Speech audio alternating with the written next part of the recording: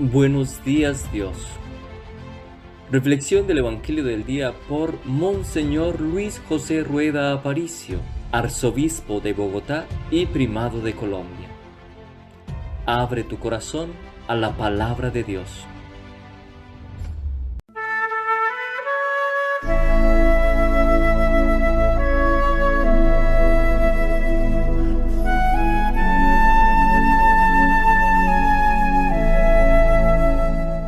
En el nombre del Padre, y del Hijo, y del Espíritu Santo. Amén.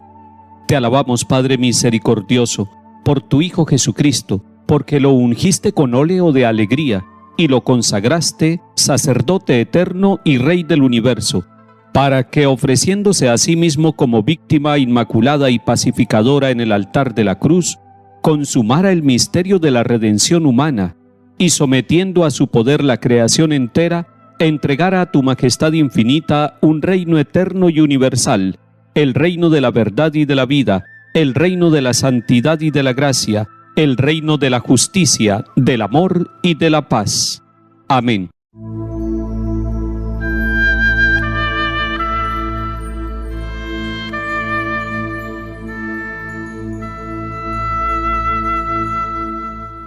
Lectura de la carta del apóstol Santiago, capítulo 1.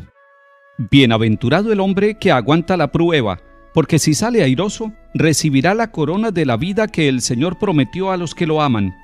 Cuando alguien se vea tentado, que no diga, es Dios quien me tienta, pues Dios no es tentado por el mal, y Él no tienta a nadie. A cada uno lo tienta su propio deseo, cuando lo arrastra y lo seduce. Después el deseo concibe y da a luz el pecado, y entonces el pecado, cuando madura, engendra la muerte. No se engañen, mis queridos hermanos. Todo don perfecto viene de arriba, procede del Padre de las luces, en el cual no hay alteración ni sombra de mutación.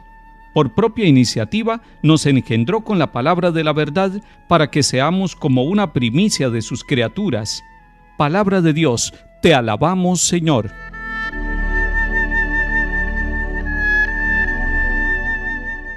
La carta del apóstol Santiago nos tiene hoy 3 afirmaciones muy positivas que no podemos dejarlas pasar. La primera es: bienaventurado el hombre que aguanta la prueba. La segunda afirmación positiva dice: todo buen regalo y todo don perfecto vienen de arriba, proceden del Padre de las luces.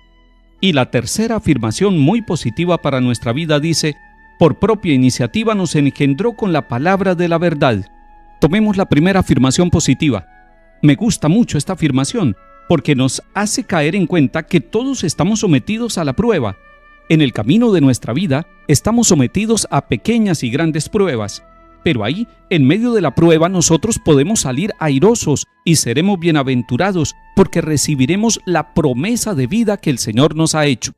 Saber que estamos enfrentando distintas pruebas en nuestra vida lleva una gran dosis de realismo y de sinceridad, porque ¿quién puede decir que ha pasado esta vida sin tener ninguna dificultad, sin ninguna prueba, sin ninguna tentación en su vida?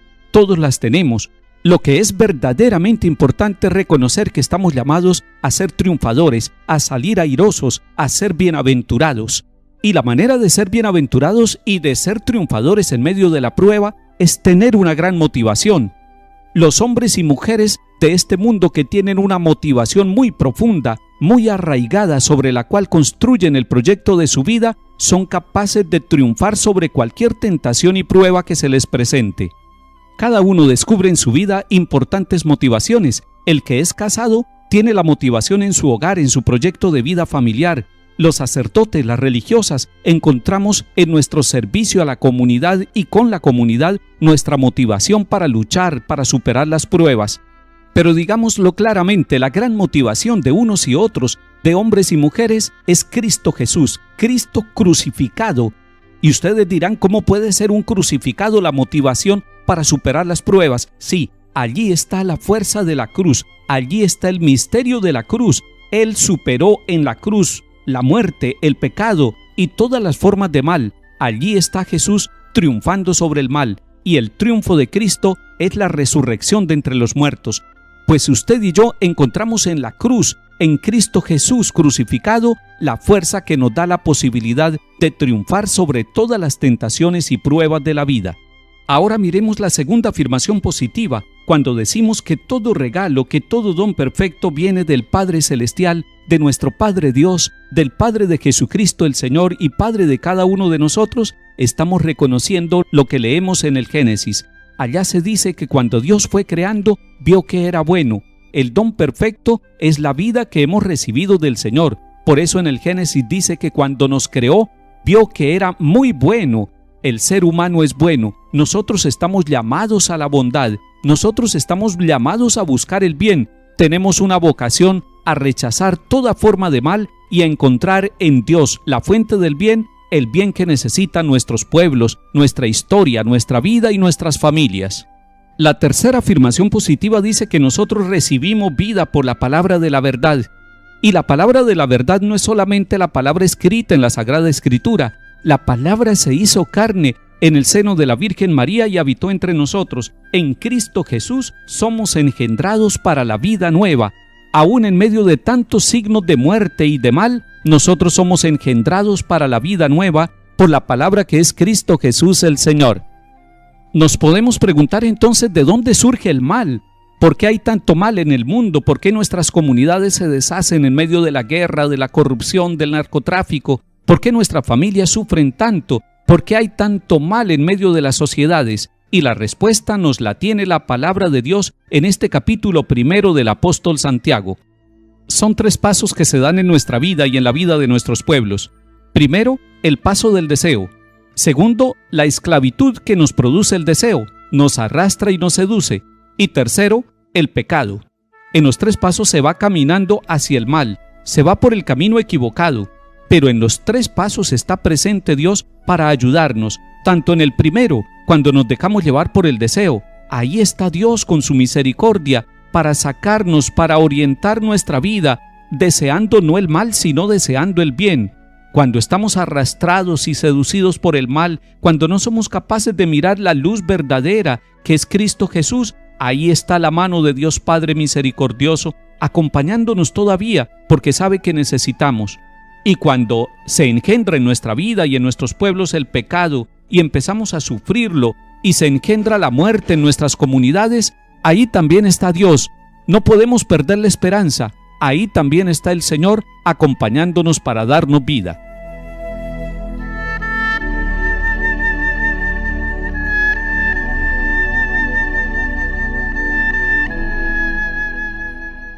Salmo 93.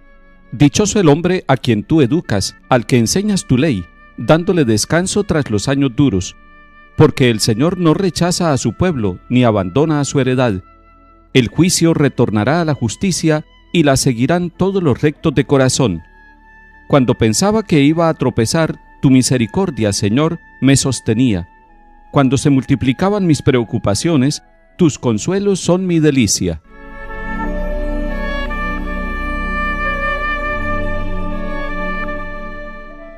Lectura del Santo Evangelio según San Marcos, capítulo 8. En aquel tiempo, a los discípulos se les olvidó tomar pan, y no tenían más que un pan en la barca. Y Jesús les ordenaba diciendo: estén atentos, eviten la levadura de los fariseos y de Herodes. Y discutían entre ellos sobre el hecho de que no tenían panes. Dándose cuenta, les dijo Jesús: ¿por qué andan discutiendo que no tienen pan? ¿Aún no entienden ni comprenden? ¿Tienen el corazón embotado? ¿Tienen ojos y no ven? ¿Tienen oídos y no oyen? ¿No recuerdan cuántos cestos de sobra recogieron cuando repartí 5 panes entre 5,000? Ellos contestaron: 12. ¿Y cuántas canastas de sobra recogieron cuando repartí 7 entre 4,000? Le respondieron: 7. Él les dijo: ¿y no acaban de comprender? Palabra del Señor. Gloria a ti, Señor Jesús.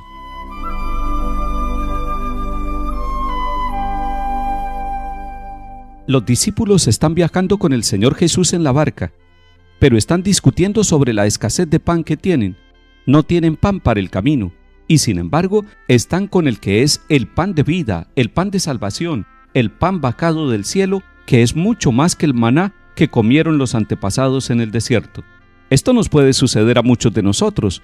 Estamos con Jesús en la barca, estamos con el pan de vida y estamos angustiados pensando que nos vamos a morir de hambre. Los discípulos están pensando muy materialmente. El Señor Jesús les está haciendo pensar algo más profundo. Es necesario tener en cuenta que hay levadura, que los fariseos y los herodianos tienen una levadura que le hace daño al alma, al espíritu, a la mente de las personas. Pero ellos siguen discutiendo y nos encontramos con el Evangelio de las 7 preguntas.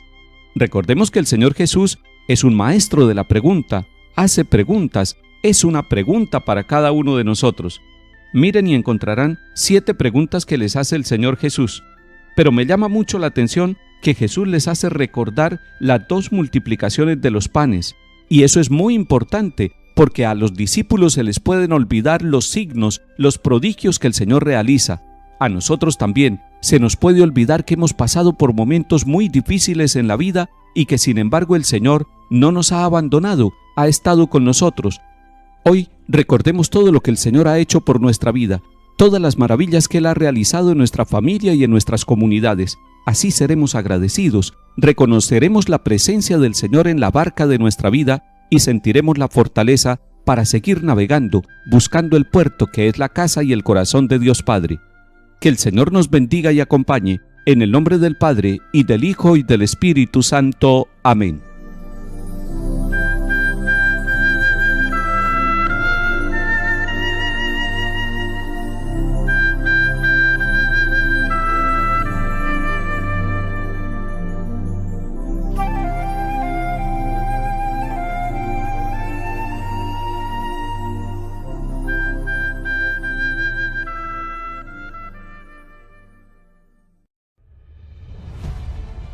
Buenos días, Dios. Reflexión del Evangelio del día por Monseñor Luis José Rueda Aparicio, arzobispo de Bogotá y primado de Colombia.